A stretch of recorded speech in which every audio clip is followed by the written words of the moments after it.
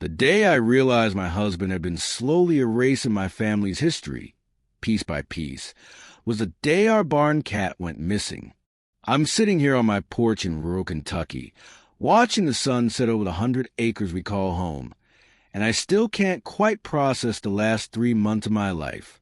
My hands are shaking as I type this, but I need to get it all down somewhere. The whole story. From the beginning. My name is Hannah. I'm 32 years old, and I come from a family that has lived on the same land since before the Civil War. Our farm has been in continuous operation since 1847. The original log cabin my great-great-great-grandparents built still stands near the creek, preserved and maintained by each generation. We've modernized, obviously. The main house where I live now was built in the 1920s, and it's been updated countless times. But the soul of the place remains the same. And so, do some of the traditions. The most peculiar tradition, the one that everyone in my family cherishes most, involves our cats. Specifically, one particular line of cats. It started with my great-great-great-grandmother, Elizabeth, who came to Kentucky from Virginia as a young bride in the 1850s. She brought with her a single calico cat named Duchess.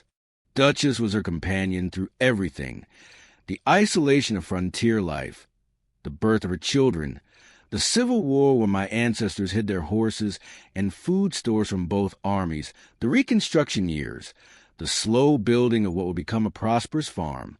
When Duchess had kittens, Elizabeth kept one female from the litter, and that cat had kittens, and she kept one female from that litter. For 170 years, this tradition has continued unbroken. Every generation, one female kitten is kept to continue the line. The cats have names that are recorded in a leather-bound journal that has been passed down through the family. Duchess I, Duchess II, Duchess III, and so on. We're currently on Duchess 17. I know how this sounds. I know it's eccentric. I know that to outsiders, a family crest for cats and a lineage track for nearly 2 centuries seems absurd, maybe even a little unhinged. But to us, it's a tangible connection to the women who came before. When I hold Duchess 17, I'm holding something my great-great-great-grandmother also held. I'm participating in a ritual that connects me to every woman in my family who has lived and died on this land. My grandmother, Ruth, was the keeper of the tradition before me. She was 87 when she passed, and she was the most formidable woman I've ever known. She could castrate a pig in the morning, make preserves in the afternoon, and quote Shakespeare at dinner. She taught me everything about farming, about animals, about the land. When she knew her time was coming, she had cancer, and she chose not to treat it, saying she lived long enough and wanted to go on her own terms. She made sure Duchess XVI's mother, Duchess 16, had one last litter. There were 3 kittens in that litter, 2 males and 1 female. The female was always intended for me. Grandma Ruth gave her to me 3 weeks before she died. I remember that day so clearly. She was sitting in her rocking chair on her porch, wrapped in a quilt she'd made herself 50 years earlier, and she held out this tiny ball of fluff to me. "This is your piece of us, Hannah," she said. "You take care of her. You keep the line going. And when your time comes, you make sure there's a kitten for whoever comes after." I sat with her for hours that day. We talked about everything and nothing. She told me stories about her grandmother, about Duchess V, who lived to be 22 and supposedly could predict the weather, about how during the Depression they ate better than anyone in the county because they had the land and the knowledge to work it. She made me promise to always keep the farm in the family, to never sell to developers no matter how much money they offered. I promised. She died peacefully in her sleep 3 weeks later. The funeral was massive. Half the county showed up. Grandma Ruth had taught Sunday school for 60 years, had been on the county fair board for 40, had delivered meals to shut-ins until she was 80. Everyone had a Ruth story. I was devastated. I'd known it was coming. had prepared for it as much as anyone can. But the actual absence of her was like a physical hole in my chest. For weeks, I couldn't function properly. I'd go out to do chores and find myself standing in the middle of the barn, having forgotten what I was doing. I'd sit down to eat and just stare at the food. The kitten, I named her Georgie after my grandmother's middle name Georgia, was the only thing that helped. She was so small and so helpless, and she needed me. I had to keep going because she depended on me. She'd sleep curled up on my pillow at night, and I'd wake up with my face buried in her fur, and for a moment everything would be okay until reality crashed back in. My husband, Nathan, didn't understand any of this. Nathan and I had been married for 4 years, together for 7. We met when I was 25 and he was 27, at a livestock auction of all places. He was there with his uncle, and I was there with my dad. We started talking about a particular Hereford heifer, and somehow that conversation turned into coffee, and coffee turned into dinner, and dinner turned into dating. He's from town. Not even a town, really, a small city about an hour away. His family has never owned land. His father worked at a tire factory. His mother was a waitress, and they lived in a series of rental apartments and houses. They moved constantly, chasing cheaper rent or better jobs, or just running from problems. Nathan has told me about never having a room of his own until he was 16, about sleeping on couches, about never having a place that felt like home. I think that's part of why he was drawn to me and to this farm. The stability of it, the permanence. He once told me that walking onto our property for the first time felt like walking into a different world, one where things made sense, where roots went deep. But he also never quite fit in with my family's traditions. He thought they were quaint, charming, but ultimately silly. He'd roll his eyes when my mom would bring out the cat family crest at family gatherings. It's a hand-painted wooden shield with a calico cat rampant on a field of green, with the words Duchess's Line in gold leaf. My grandmother's grandmother painted it in 1890, and it's been at every major family event since. "Why do you make such a big deal about cats?" he asked me once, early in our relationship. I tried to explain. I told him about Elizabeth and Duchess, about the journal, about the connection to the past. He listened, nodded, and said, "That's sweet, honey." Really. But I could tell he didn't get it. To him, a cat was a cat. You get one from the shelter. You love it for 15 years. It dies. You get another one. The idea of a lineage, of a tradition spanning generations, was completely foreign to him.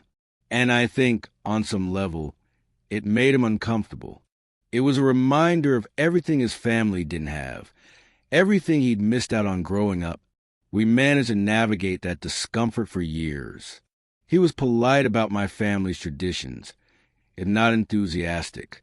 He'd attend gatherings, smile at the crest, pet the cats. He even helped me build a special screened-in catio for Duchess 16 and her kittens, so they could enjoy the outdoors safely without being exposed to predators or getting lost. But when Grandma Ruth died and I brought Georgie home, something shifted in him. It started small. Little comments. "You're spending a lot of time with that cat. Don't you think you're getting a little too attached? She's just an animal, Hannah." I tried to explain again. "She's not just an animal, Nathan. She's from my grandmother's cat. She's part of my family history." "She's a cat," he'd say flatly. "Your grandmother is gone. No cat is going to bring her back." That hurt. It hurt so much. But I told myself he just didn't understand, that he was trying to help in his own clumsy way, that grief affects everyone differently. Maybe he was grieving Grandma Ruth in his own way, too. She'd always been kind to him, had welcomed him into the family despite his skepticism about the cat tradition. Then the comments got more pointed. "You know, supporting breeders like this is why shelters are full," he said one night, watching me brush Georgie. "Every purebred cat you breed is a shelter cat that dies." I set the brush down. "We don't breed them, Nathan. We keep one female from each litter, and the males are neutered and stay in the family too. There hasn't been a Duchess cat sold or given away outside the family in 170 years. So you're an exception, he said. Congratulations. The vast majority of people who want purebreds are supporting an industry that kills millions of animals. Where is this coming from? You've never said anything like this before. He shrugged. I've been reading, educating myself. It's something I care about. I let it go. I didn't want to fight. I was still too raw from Grandma Ruth's death, too exhausted from keeping the farm running, while also processing my grief. I told myself it would pass, that he'd get over this new crusade. He didn't. Over the next few months, as Georgie grew from a tiny ball of fluff into an awkward adolescent cat with 2 long legs and an endless capacity for mischief, Nathan's hostility toward her became more and more apparent. He'd leave doors open that should have been closed. He'd forget to feed her when it was his turn. He'd complain about the litter box smell, about the fur on the furniture, about the way she meowed in the morning for breakfast. I started keeping her in my office with me during the day when I was working on farm business. I'd close the door so she could be safe, and I wouldn't have to hear Nathan's complaints. But I couldn't keep her in there forever. She was a kitten. She needed to explore, to play, to be part of the household. And I refused to let my husband's irrational dislike of her confine her to one room. The tension built slowly, like pressure in a boiler. We'd have small arguments that seemed about one thing, but were really about another. He'd criticize how much time I spent with Georgie, and I'd defend myself, and suddenly we'd be fighting about something that happened 3 years ago. It was exhausting. Then, 2 weeks ago, I came home from a trip to Lexington. I'd been gone for 2 days, visiting a veterinarian who specialized in rare livestock breeds. One of my goats had been having pregnancy complications, and I wanted to consult with an expert.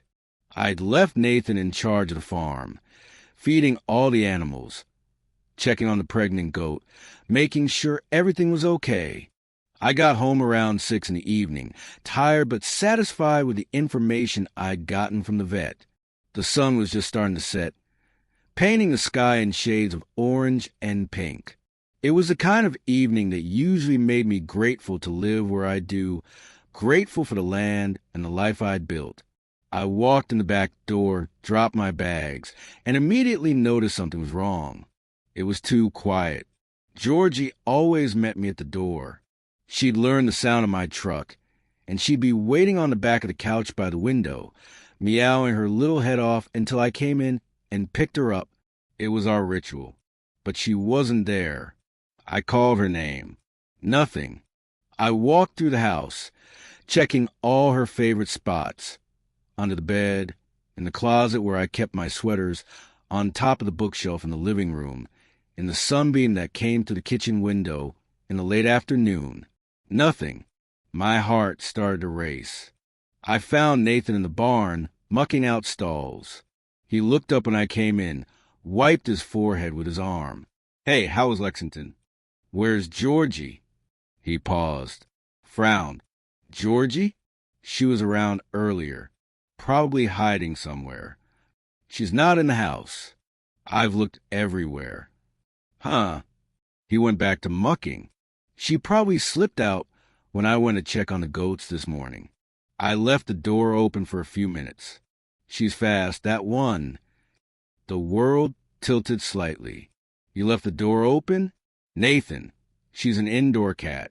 She doesn't know how to survive out there. She's a cat, Hannah. They're natural survivors. She'll come back when she gets hungry. She's 4 months old. She can't climb trees.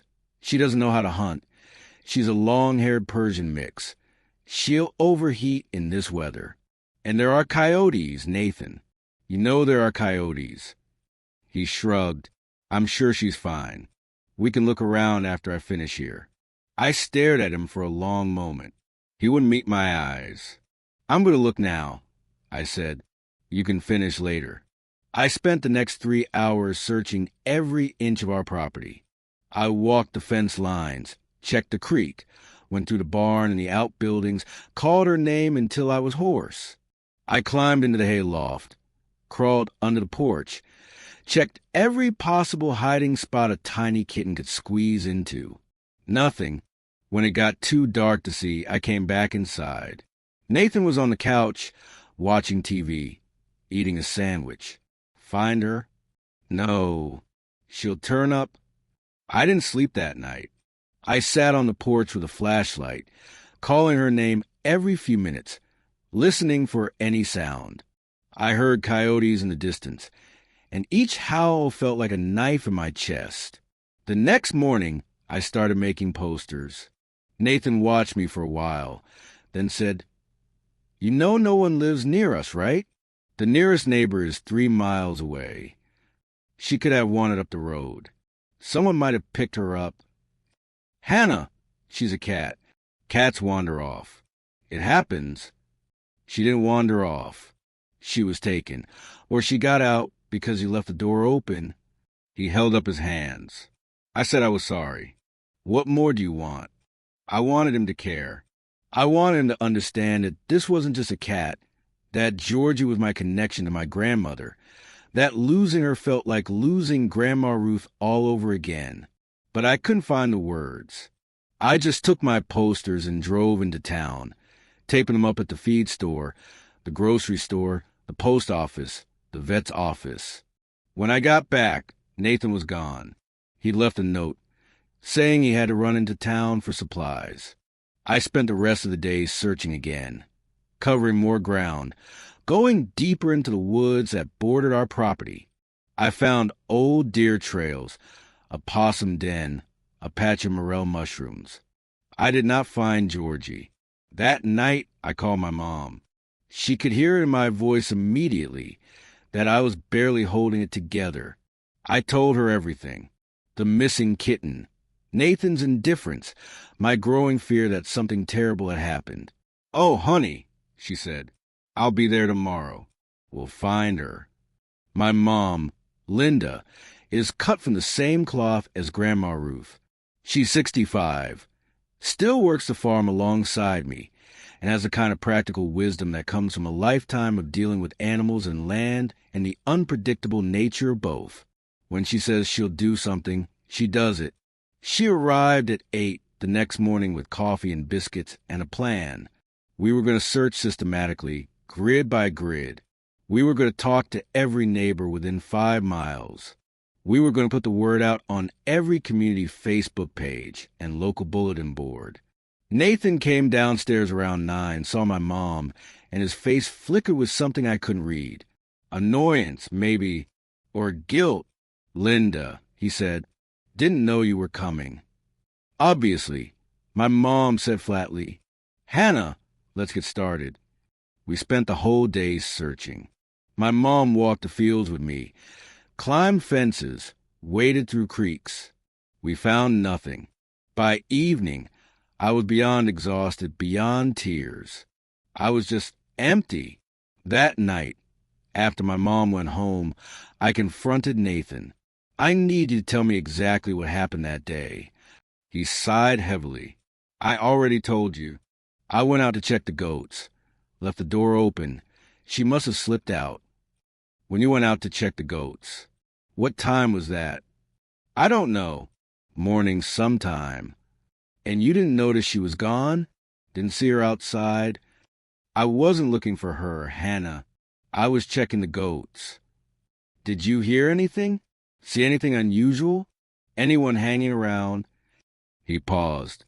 It was a tiny hesitation, barely a second, but I caught it. "No, nothing." Something in his voice wasn't right. I'd known this man for 7 years. I knew his tells, his habits, the way he shifted his weight when he was uncomfortable. He was hiding something. "Nathan." "What?" "I need you to be honest with me. Did something happen? Did you do something to her?" His head snapped up, eyes wide. "What?" "No. How could you even ask that?" "Because you've never liked her. Because you made that clear from beginning. Because you're the only one who was here when she disappeared. And you don't seem to care at all that she's gone. He stood up abruptly. I'm going to bed. We can talk about this when you're not accusing me of hurting an animal. He walked out. I sat there in the kitchen, listening to his footsteps on the stairs, the creak of the bedroom door, the silence that followed. I didn't sleep in our bed that night. I curled up on the couch with my phone, scrolling through photos of Georgie, of Grandma Ruth, of all the Duchess cats I'd known in my lifetime. Duchess 14 had been my childhood companion. Duchess 15 had slept on Grandma Ruth's lap for 16 years. Duchess 16 was now with my mom, adjusting to life without her human. And Georgie, Duchess 17, was somewhere out there in the dark, alone and scared. The next few days blurred together. I searched constantly between farm chores. I expanded my radius, driving to neighboring towns, putting up posters everywhere. I contacted every vet within 50 miles. I posted on every lost pet page I could find. I even hired a tracking dog, paying a local trainer $500 to bring her best bloodhound out to search the property. The dog found nothing. No scent trail leading away from the house. No sign that Georgie had ever been outside at all. That was when I started to really suspect that something else had happened. I called the police. The deputy who came out was young, maybe 25, with the kind of earnest face that made you want to trust him. I explained the situation, the missing kitten, its importance to me, the tracking dog's failure to find any trail. I didn't accuse Nathan of anything. I just laid out the facts. Deputy Miller listened carefully, took notes, asked questions. When I was done, he said, "Ma'am, I'm not going to lie to you. A missing cat is not usually something we can do much about. But given the circumstances, the tracking dog, the value you place on the animal, I'll make some inquiries. Do you have any reason to suspect someone specific?" I hesitated. My husband. He didn't like the cat, and he was the only one home when she disappeared. Has he been cooperative in the search? Yes. I mean, sort of. He's helped some, but he doesn't seem to care much. He acts like it's no big deal. Deputy Miller nodded slowly. Sometimes people react differently to loss. Could be just doesn't know how to support you. He paused. Has there been any other trouble in the marriage? Arguments, tension? We've been arguing more lately. About the cat, mostly. And his mother has been causing problems. His mother? I told him about Nathan's mom, Patricia, about how she'd always resented me, about how she called Nathan and lectured him about being whipped and not being a real man because I owned a farm and made most of the decisions about it, about how she'd shown up unannounced a few times and made snide comments about the house, the animals, the way I kept things. She doesn't like me, I said. She's never liked me. She thinks I'm spoiled because my family has money and land. She thinks I look down on her. Do you? No. I feel sorry for her. She's had a hard life. But that doesn't give her the right to treat me like crap or to try to turn Nathan against me. Deputy Miller wrote something in his notebook. I'll talk to her, see if she knows anything, and I'll keep an eye out for the cat. If she turns up at a vet or shelter, the microchip will flag her as missing. After he left, I sat on the porch and thought about everything. About Nathan's strange behavior. About the missing collar. Georgie had been wearing a little collar with a small charm on it. A tiny silver cat charm that Grandma Ruth had given me years ago. I'd put it on Georgie the day I brought her home.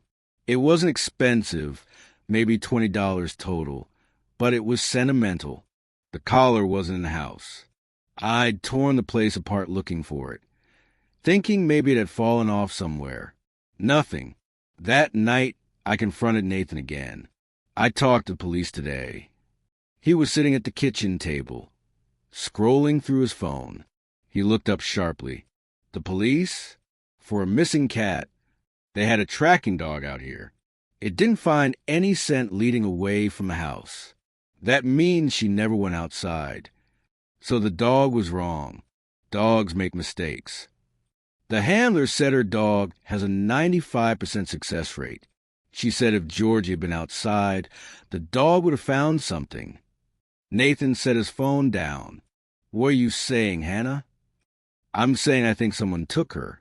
I'm saying I think someone came into this house while you were here and took my cat, and you either didn't notice or you're not telling me something. He was quiet for a long moment. Then he said, My mom came by that day.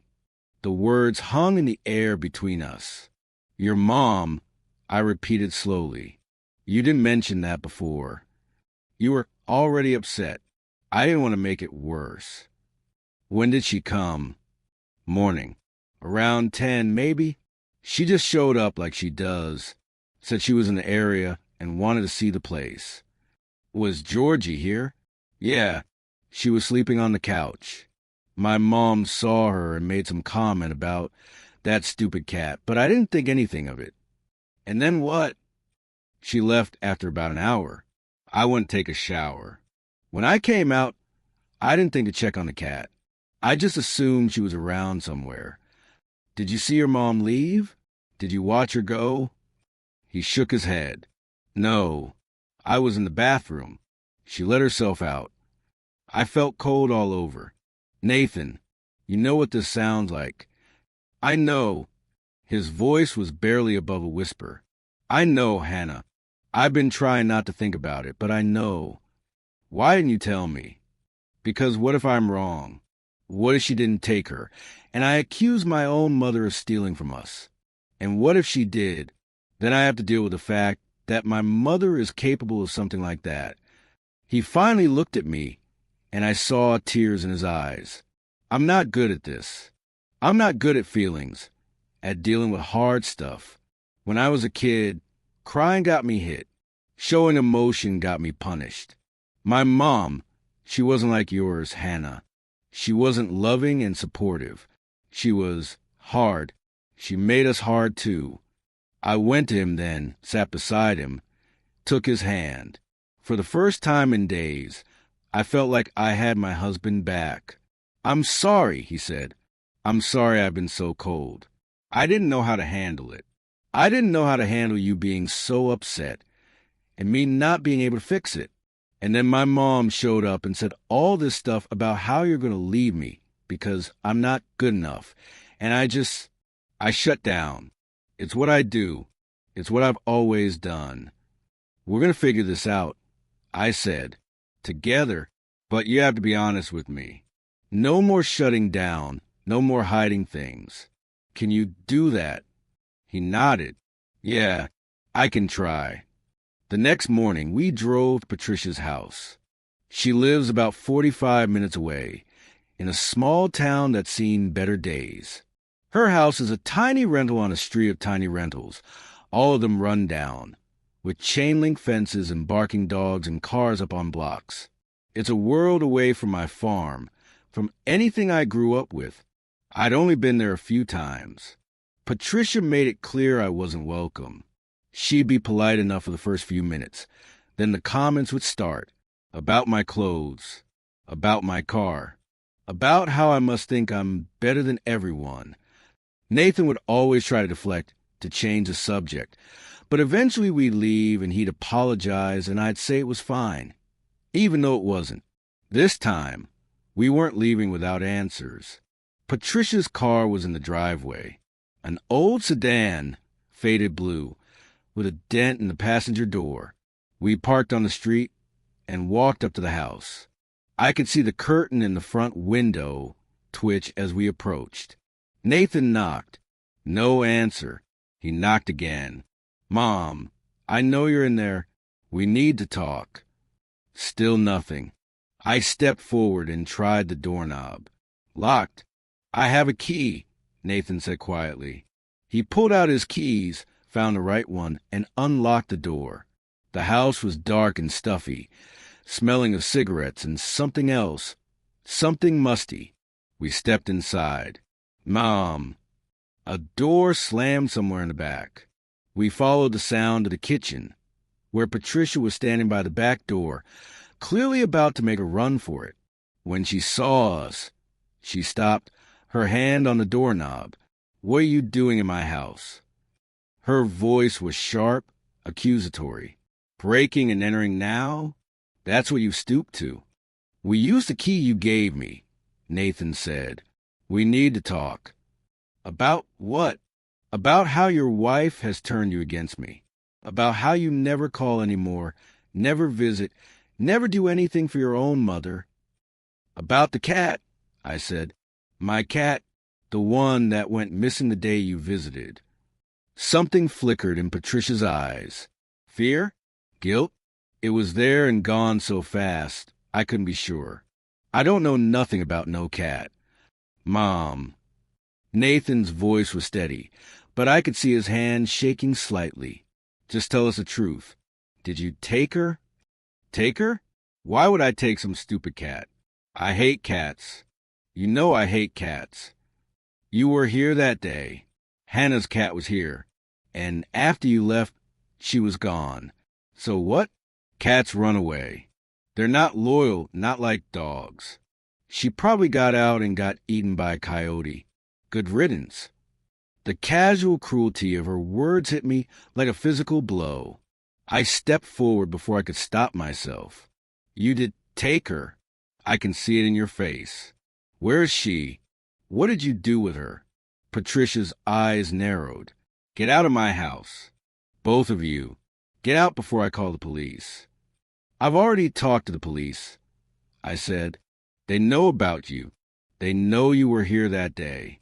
If you don't tell us where she is, I'll make sure they come talk to you themselves." She laughed, a harsh, barking sound. "The police? For a cat? You're even more stupid than I thought. They're not going to do anything about a missing cat. They will if I press charges for theft. That collar she was wearing, it was worth more than you think. Family heirloom. Silver. That's grand theft. Patricia, that's prison time." I was bluffing completely. The collar was worth maybe $20, but Patricia didn't know that. I watched her face change as she calculated, as she tried to figure out if I was telling the truth. "I don't have your stupid cat," she said finally, but her voice had lost some of its confidence. "Then you won't mind if we look around. You can't search my house without a warrant." "We don't need a warrant to look in plain sight," Nathan said. It was something he'd heard on a TV show, I think, but it sounded good. "We're not going through drawers or closets.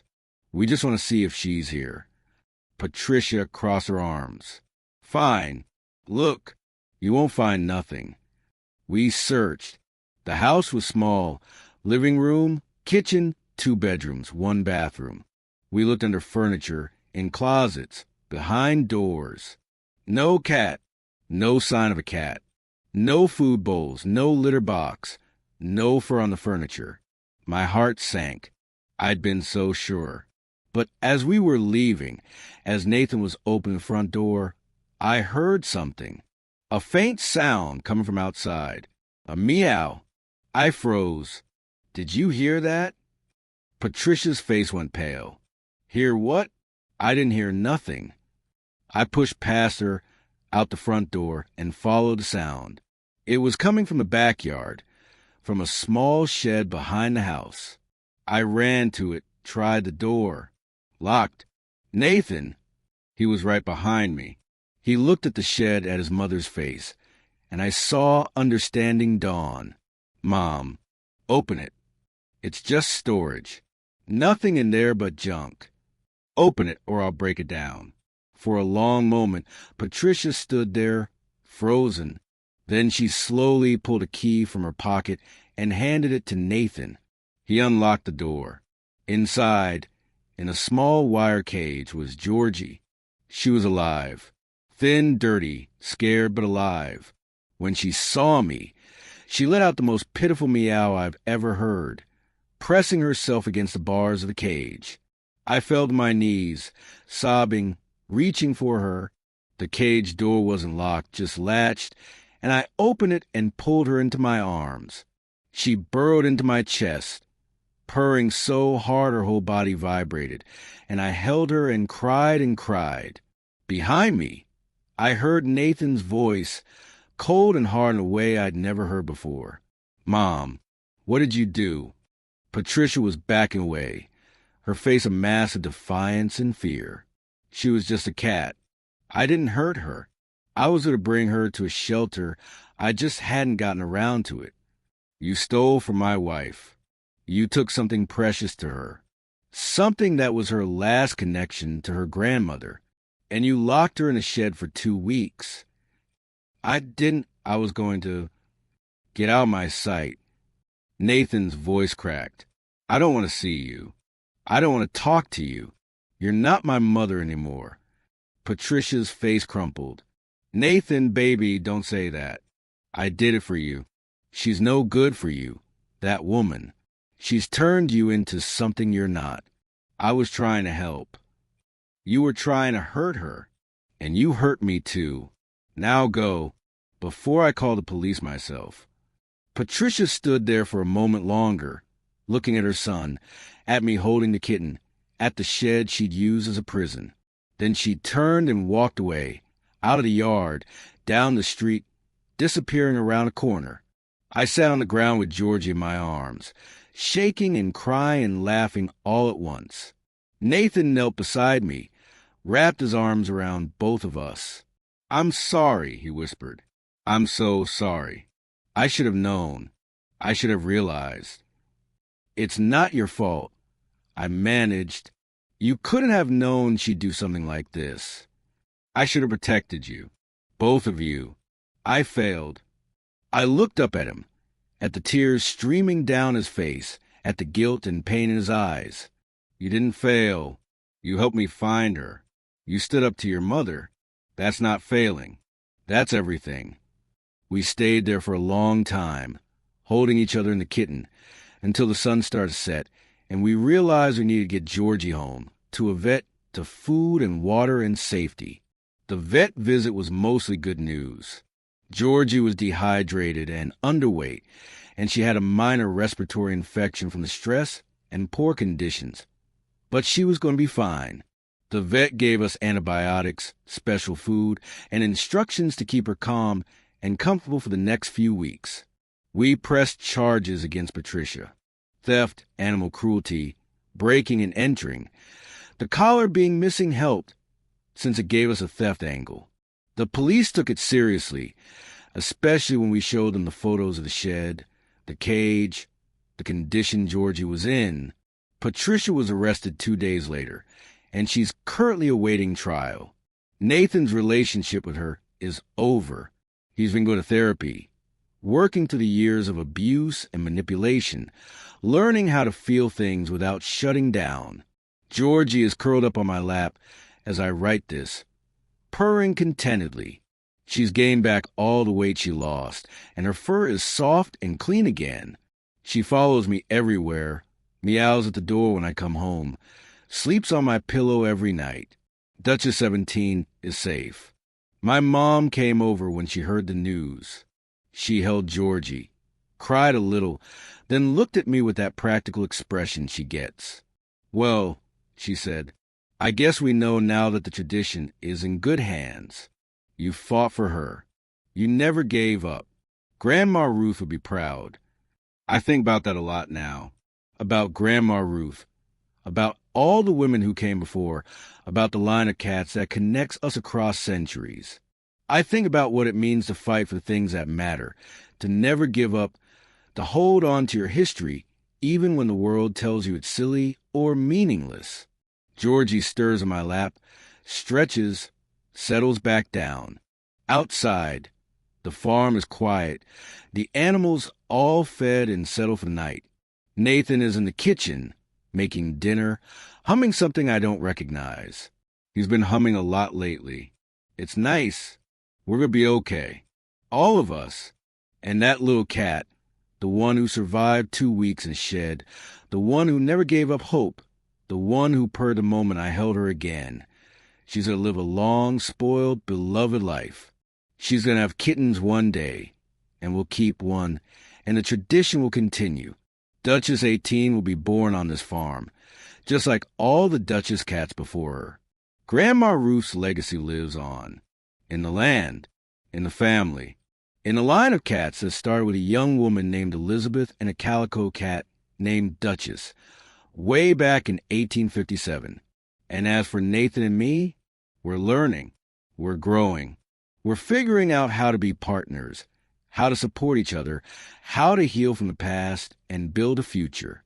It's not always easy, but nothing worth having ever is. Georgie meows softly, demanding attention. I scratch behind her ears, and she purrs louder. Some things are worth fighting for,